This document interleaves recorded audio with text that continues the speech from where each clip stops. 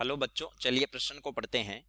इस अध्याय में हमने देखा कि जब हम वन एवं वन्य जंतुओं की बात करते हैं तो चार मुख्य दावेदार सामने आते हैं। इनमें से किसे वन उत्पाद प्रबंधन हेतु निर्णय लेने के अधिकार दिए जा सकते हैं? आप ऐसा क्यों सोचते हैं? तो चलिए प्रश्न की मुख्य अवधारणा पे बात करते हैं। मुख्य अवधारणा, वन एक ऐसी जैविक संपदा है, एक ऐसी जैविक संपदा है, जैविक संपदा है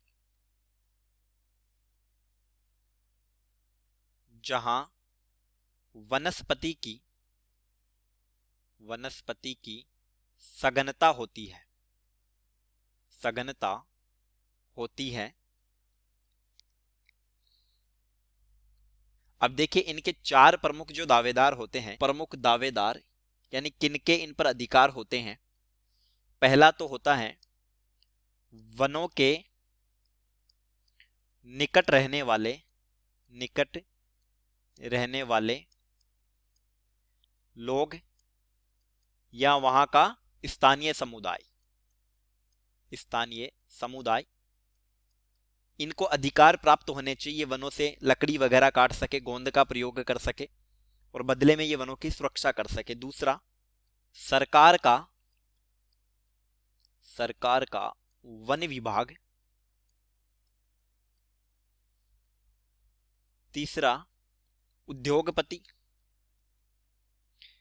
उद्योगपति वनों से प्राप्त उत्पादों से कई उत्पादन बनाते हैं, जैसे तेंदुआ की पत्ती से बीड़ी बनाते हैं, उसी तरीके से।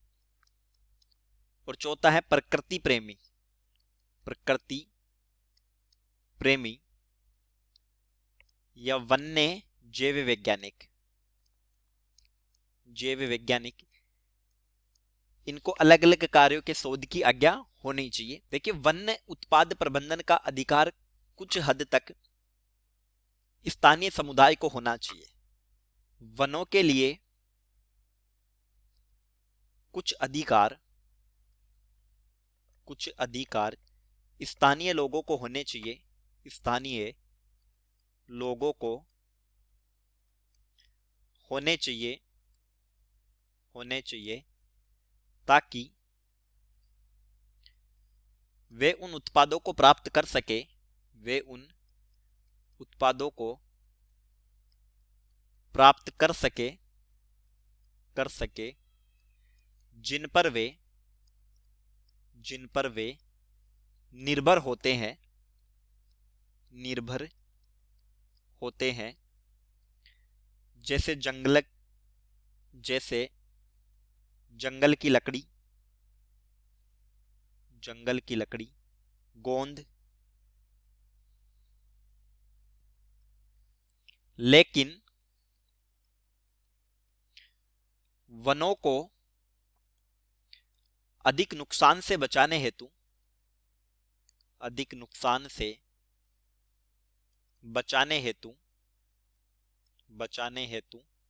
सरकारी नियंत्रण अनिवार्य है, सरकारी नियंत्रण